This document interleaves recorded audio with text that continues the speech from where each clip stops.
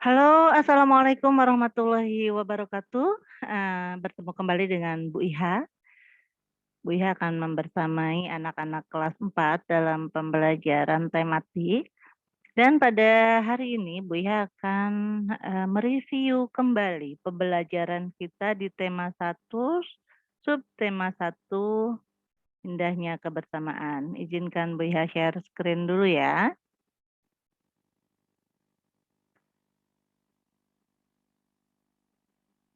Baik, sudah tampak ya screen-nya? Oke, jadi untuk, kesempatan kali ini, karena pembelajaran kita untuk subtema 1 sudah selesai ya, kita tinggal mereview kembali sebelum beranjak ke subtema 2. Nah, ini pendalaman materi dari tema 1, indahnya kebersamaan, subtema 1, keberagaman budaya bangsaku. Pembelajaran satunya muatan materi bahasa Indonesia, yaitu tentang gagasan pokok dan gagasan pendukung. Apa itu yang dimaksud dengan gagasan pokok? Gagasan pokok adalah topik yang dibahas pada suatu teks. Nah, gagasan pokok ini biasanya ditemukan pada kalimat utama yang terletak di bagian awal, akhir, atau awal dan akhir paragraf. Sedangkan gagasan pendukung adalah uraian atau informasi tambahan pada suatu bacaan. Bagaimana nih cara menentukan gagasan pokok dan gagasan pendukung? Nah, yang pertama kalian harus membaca teks dengan cermat, kemudian cermati kalimat pertama sehingga kalimat terakhir, cermati kalimat pertama hingga kalimat terakhir pada setiap paragraf. Kemudian temukan kalimat utama dan kalimat penjelas dalam suatu paragraf. Ini contoh sebuah teks berjudul batik. Ibu bacakan ya. Batik merupakan kain tradisional Indonesia. Batik dihasilkan dengan cara dilukis atau dicetak menggunakan malam atau lilin yang dipanaskan. Kain batik berasal dari Pulau Jawa. Seiring berkembangnya waktu, batik tidak hanya ada di Pulau Jawa. Beberapa daerah di luar Pulau Jawa juga menggunakan batik sebagai pakaian tradisional. Misalnya batik Bali. Nah, kita perhatikan ya. Pada kalimat di awal paragraf berbunyi batik merupakan kain tradisional. Ini merupakan kalimat utamanya. Sedangkan kalimat-kalimat setelahnya adalah disebut kalimat penjelas. Nah ya, jadi kain batik dihasilkan dengan cara dilukis atau dicetak menggunakan malam. Itu adalah kalimat pendukung atau kalimat penjelas yang menjelaskan kalimat utama. Sedangkan kalimat utamanya tadi adalah berbunyi batik merupakan kain tradisional Indonesia ya. Jadi ini adanya di awal paragraf ya kalimat utamanya. Kemudian kalimat-kalimat yang selanjutnya itu merupakan penjelas dari kalimat utama. Nah, gagasan pokoknya adalah dari teks tersebut, batik merupakan kain asli Indonesia. Sedangkan kalimat selanjutnya merupakan gagasan pendukung. Cara membuat kain batik ya dari kalimat pendukung ke satu. Tempat asal kain batik ini diambil dari kalimat pendukung kedua. Kemudian persebaran kain batik itu diambil dari kalimat pendukung ketiga dan keempat. Pembelajaran 1 muatan materi IPS. Nah, untuk pembelajaran 1 muatan materi IPS, kita mengenal bentuk-bentuk keragaman di Indonesia. Yang pertama, keragaman suku bangsa. Seperti kita ketahui bahwa Indonesia itu terdiri dari berbagai macam suku ya. Ada banyak sekali suku bangsa yang ada di Indonesia. Suku bangsa adalah sekelompok golongan yang hidup bersama di suatu tempat dan memiliki ciri-ciri budaya yang sama. Perempuan suku Bali. Nah, lihat ya ada gambar di sini terlihat gambar, banyak sekali perempuan dari suku Bali yang menggunakan kebaya dalam kehidupan sehari-hari. Mereka membuat anyaman sebagai tempat sesajen secara bergotong royong. Nih ya, suku Bali yang kita dicontohkan, apa, salah satu suku yang ada di Indonesia dengan keberagaman budayanya. Contoh suku bangsa di Indonesia. Nah, tersebar di seluruh Indonesia, dari Sabang sampai Merauke, dari, Pulau Sumatera hingga Papua ya. Ini persebarannya, di mana di Pulau Sumatera itu ada suku Batak, suku Minangkabau, kemudian suku Aceh, dan di Pulau Jawa dan Bali ada suku Jawa, suku Sunda, suku Betawi, dan suku Bali. Di Pulau Kalimantan ada suku Dayak, suku Banjar, dan suku Melayu. Sedangkan di Sulawesi ini ada suku Bugis, suku Minahasa, dan suku apa ini, Boul. Di Kepulauan Nusa Tenggara itu ada suku Sasak, suku Sumba, dan suku Dawan. Sedangkan di Kepulauan Maluku dan Papua ada suku Tobelo, suku Dani, dan suku Asmat ya. Yang kedua, tadi kan keragaman suku ya, kemudian yang kedua adalah keragaman bahasa. Bahasa adalah alat komunikasi yang digunakan oleh manusia. Bahasa yang digunakan setiap suku itu berbeda-beda. Contoh, bahasa daerah Batak. Di sini ada yang dari Batak ya di kelas Ibu ya. Silakan coba nanti kasih contoh bahasa, daerah dari Batak atau dari Sumatera Utara. Ada bahasa Sunda itu dari Jawa Barat ya, kemudian ada juga bahasa Betawi dari DKI Jakarta. Nah, kelas kita itu terdiri dari siswa yang, berasal dari berbagai daerah ya, karena Ibu lihat di datanya sendiri ada yang dari, Sumatera, ada yang dari Jawa, ada yang dari Sunda, ada yang dari Tangerang. Oke. Nah, ini, contoh ada gambar Kumaha Damang katanya. Ini adalah anak dari mana nih kalau Kumaha Damang itu, bahasa mana? Nah, bahasa Sunda ya. Baakaba. Nah, Baakaba bahasa mana ya? Abakareba. Ya, kita cari tahu ya bahasa daerah masing-masing ya. Nanti kita belajar bahasa daerah. Oke, yang ketiga nih, keragaman rumah adat. Coba tadi yang pertama keragaman apa? Suku bangsa. Yang kedua, keragaman bahasa. Dan yang ketiga, keragaman rumah adat. Setiap provinsi di Indonesia memiliki rumah adat yang berbeda. Nah, yang ada di gambar ini adalah rumah adat Tongkonan dari Sulawesi Selatan. Nah, kalian kalau mau tahu, keberagaman rumah adat di Indonesia, kalian bisa pergi ke Taman Mini Indonesia Indah di Jakarta ya. Di sana terdapat, banyak sekali bangunan-bangunan dari seluruh Indonesia ya, beserta ciri khasnya. Jadi kalian bisa, tahu rumah Sulawesi, rumah adat Jawa, rumah adat Bali, rumah adat Papua, semua ada di Taman Mini Indonesia Indah. Atau kalau mau lebih luas lagi kalian bisa keliling Indonesia. Nah, siapa tahu ketika kalian dewasa nanti kalian bisa mengelilingi Indonesia dan berkunjung ke tempat-tempat yang ada di Indonesia. Ibu juga mau seperti itu ya, mengenal lebih dekat lagi kebudayaan dan keragaman budaya yang ada di Indonesia. Nah, ini ada rumah joglo dari Jawa Tengah ya. Rumah joglo ini, kalian bisa, lihat juga di Taman Mini ya. Kalau memang kalian tidak sempat pergi ke Jawa Tengah, kalian bisa lihat ke Jakarta, di Taman Mini Indonesia Indah. Ini adalah rumah gadang yang berasal dari Sumatera Barat nih ya. Lihat ada ciri-ciri dari rumah gadang ini, dari atapnya yang berbentuk, apa ini, berbentuk, sudut ya. Oke, ini adalah rumah gadang dari Sumatera Barat, yang lancip ya, sudut lancip. Nah, ini ada rumah Honai. Rumah Honai ini berasal dari Papua. Nah, ini rumah adat dari Papua itu rumah Hona ya. Kalian lihat nih ciri-cirinya, atapnya terbuat dari ijuk, kemudian ini dindingnya itu terbuat dari kayu. Ini adalah rumah adat Papua.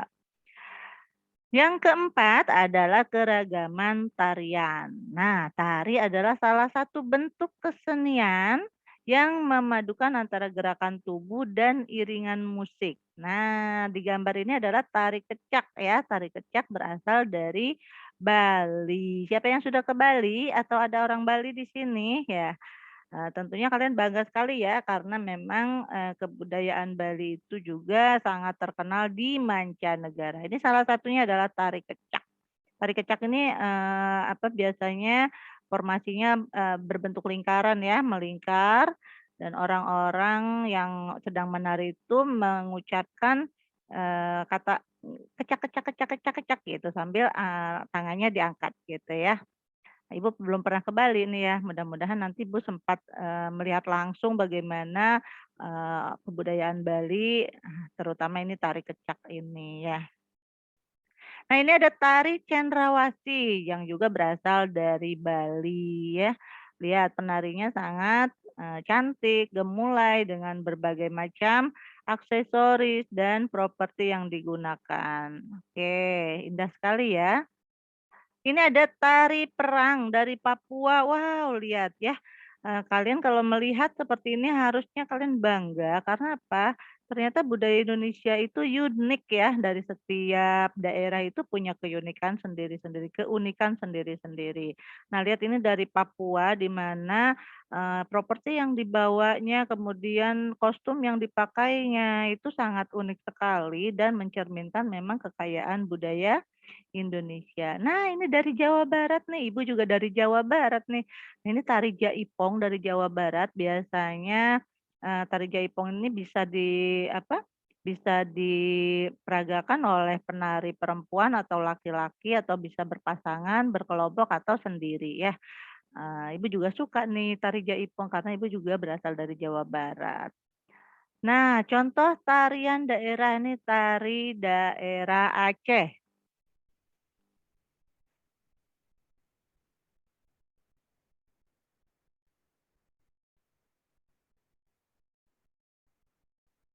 Wah, ini suaranya keluar nggak ya?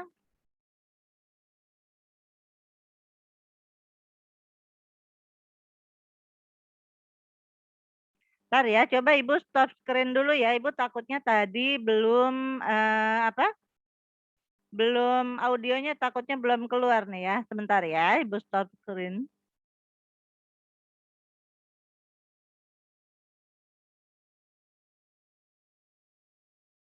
Ya, oke Ibu, share screen kembali dengan mengoptimalkan nah ini sound-nya harus, di-share juga, takutnya tadi nggak kedengeran sound-nya.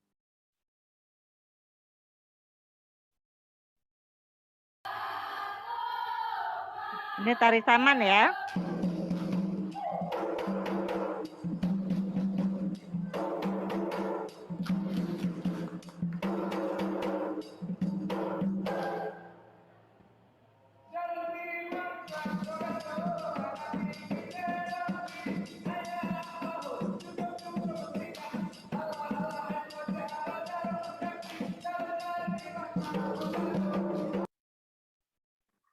Oke, itu tadi tari saman ya. Aduh sudah kepencet lagi nih sama Ibu slide-nya.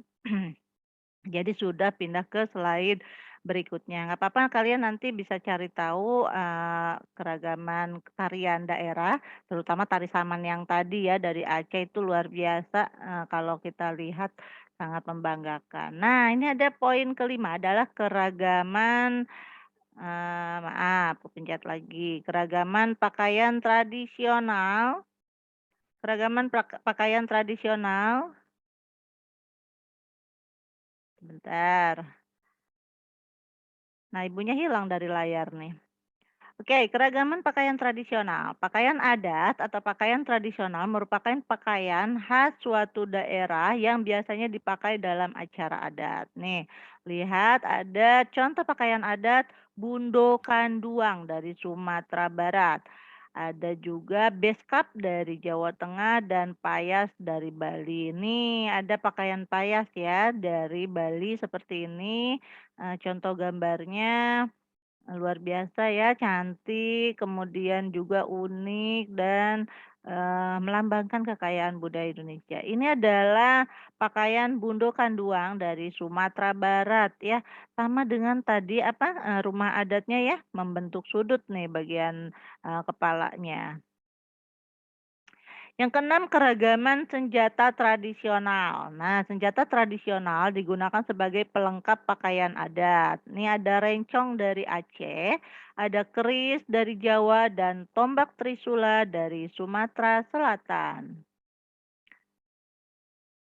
Yang ketujuh, keragaman alat musik tradisional. Setiap provinsi memiliki alat musik tradisional dan cara memainkan alat musik tradisional pun beragam ya.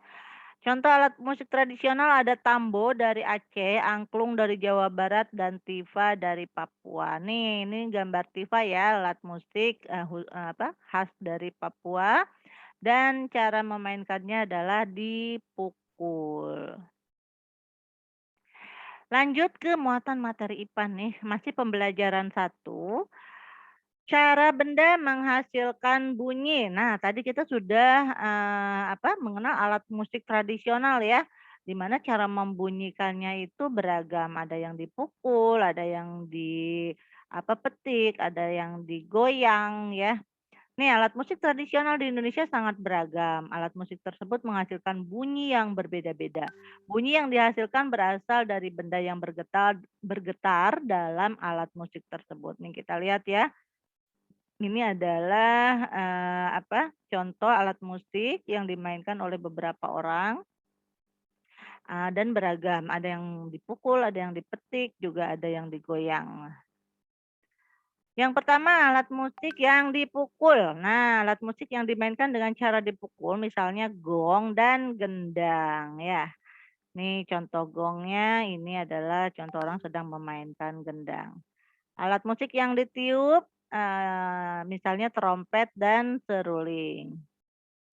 Ini digesek, alat musik yang dimainkan dengan cara digesek misalnya biola dan rebab. Ini ada anak yang sedang bermain biola ya. Ini alat musik yang dipetik, dimainkan dengan cara dipetik itu misalnya gitar dan kecapi. Yang digetarkan, oh tadi, Ibu bilangnya digoyang ya, oh ya ini digoyang-goyangkan ya. Alat musik yang dimainkan dengan cara digetarkan atau digoyangkan. Nah, kita dengar ya, ketika angklung digoyang dia akan menghasilkan bunyi. Nah, kita lanjut dengan materi pembelajaran 2 pada tema satu muatan materi matematika yang membahas tentang bangun segi banyak. Bangun segi banyak itu adalah bangun datar yang seluruh sisinya dibatasi garis lurus disebut segi banyak. Nah, segi banyak paling sedikit memiliki 3 sisi. Contoh segi banyak lihat ya. Ini yang disebut segi banyak itu yaitu bangun datar yang seluruh sisinya dibatasi garis lurus. Nah, seperti ini namanya segi banyak. Ada yang anak panah ini ya. Oke, ada segitiga, triangle itu juga termasuk segi banyak. Contoh bukan segi banyak nih, bangun di atas ini tidak dibatasi dengan garis lurus ya. Nih ada lingkaran, ini garisnya semua melengkung, jadi tidak termasuk segi banyak. Nama segi banyak disesuaikan dengan banyak sisinya. Misalnya ini segitiga, segi banyak dengan sisinya dengan tiga sisi, ini ada segi empat, di mana, mempunyai 4 sisi, kemudian ini ada segi 5. Segi 5 adalah segi banyak dengan 5 sisi. Masuk, ke muatan materi SBDP pada pembelajaran 2 tema satu ini kita mempelajari tentang dasar-dasar gerakan tari. Salah satu unsur utama dalam tari adalah gerakan tubuh. Gerakan tubuh dalam tari berfungsi untuk mengekspresikan suasana atau tema dalam tarian tersebut. Nah, tadi kita sudah belajar ya salah satu keberagaman budaya Indonesia adalah keberagaman tarian dari setiap daerah. Jadi setiap daerah itu mempunyai kekhasan sendiri pada gerakan-gerakan tariannya. Tadi kita sudah melihat ada tari kecak ya, kemudian ada tari cendrawasih. Nah, ini adalah, gambar di sini menggambarkan tari Bambangan Cakil, menceritakan perang antara kesatria dan raksasa. Nah, semua unsur-unsur tari ini, gerakan-gerakan tari ini merupakan unsur utama dari sebuah tarian. Nah, ini, kalian bisa belajar menarikan, sebuah tarian ya. Mungkin nanti Bu akan menugaskan kalian untuk memperagakan gerakan-gerakan tari yang ada di buku temanya. Nih ada, cara, gerakan satu, gerakan duanya ya, biasanya ini harus dipraktekkan nih, jadi melalui, video ya, atau kalau kita bisa tatap muka langsung nanti kita akan belajar tentang bagaimana gerakan-gerakan tari tersebut. Dan sebenarnya kita masih bisa belajar tentang gerakan tarian dari video YouTube yang sudah ada ya, kalian bisa belajar sendiri dan memperagakan sendiri gerakan tarian. Nah, kalau di buku tema ini, gerakan tariannya memang ditentukan dan Ibu tidak bisa mencontohkan, mohon maaf ya. Baik, untuk pembelajaran 2 muatan PPKN, ini kita membahas tentang kerjasama dalam keragaman. Nah, perbedaan bukanlah penghalang untuk melakukan sebuah kerjasama.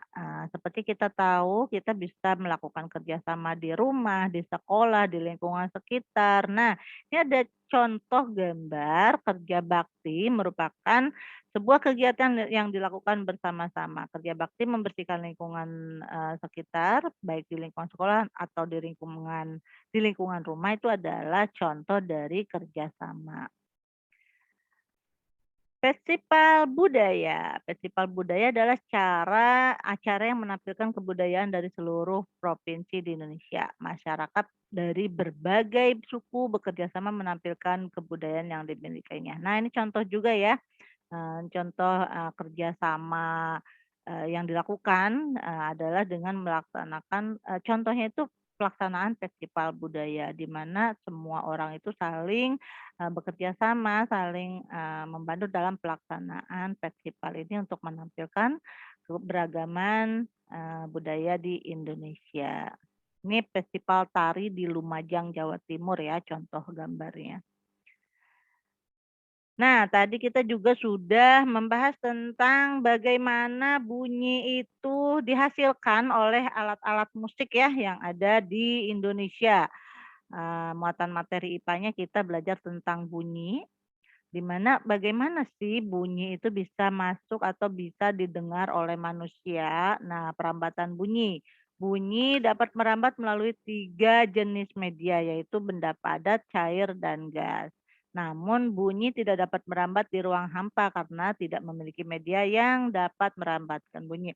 Nah, tadi kita sudah, belajar tentang apa, bunyi dari musik-musik tradisional ya, kita bisa melihat perbedaan bunyinya, bunyi gendang, bunyi seruling, bunyi gong itu, bunyi yang sampai ke telinga kita itu berbeda-beda. Nah, bagaimana cara bunyi itu merambat, bisa juga dengan, bunyi itu bisa merambat melalui media-media, yang tadi Ibu sebutkan ya, media benda padat, cair, dan gas.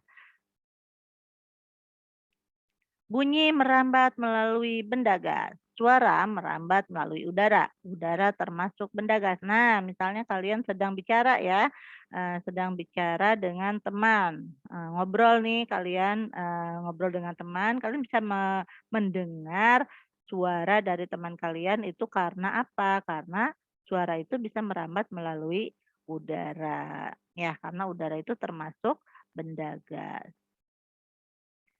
bunyi merambat melalui benda padat. Nah, ini ada, permainan telepon-teleponan nih, ada di buku paket juga ya, di buku temanya, kalian melakukan percobaan membuat telepon, telepon yang, kita buat sendiri dari gelas plastik dan juga benang, benang kasur nih.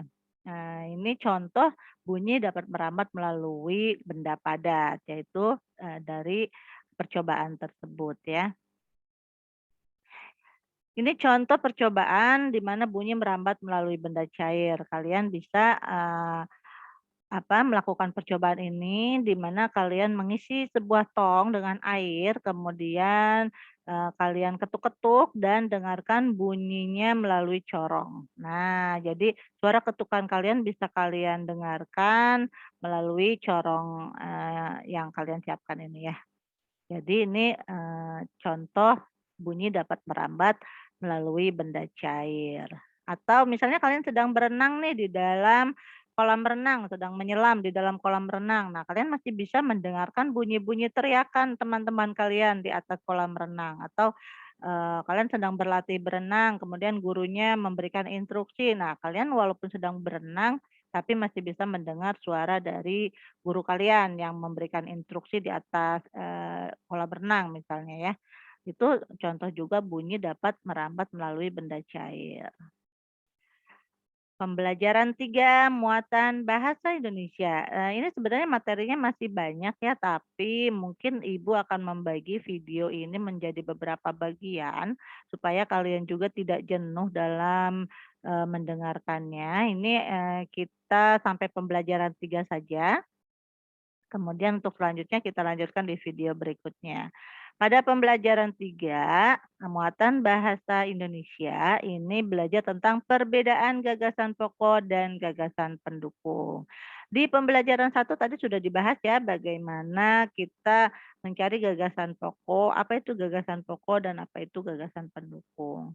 Nah, di sini dibahas lagi nih, gagasan pokok adalah topik yang dibahas pada suatu teks. Gagasan pokok merupakan inti dari paragraf.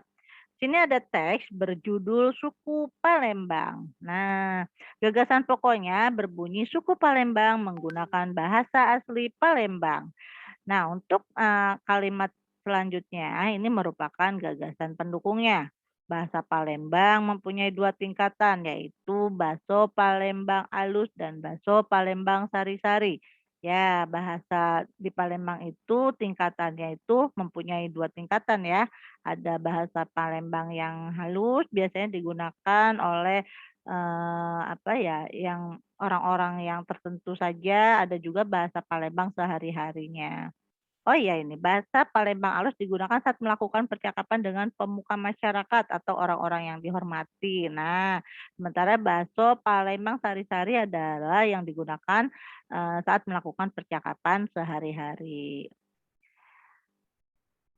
Nah, ini kita lihat lagi ya, tadi suku Palembang merupakan bahasa asli Palembang itu adalah gagasan pokok, sedangkan kalimat-kalimat selanjutnya adalah, merupakan gagasan pendukungnya.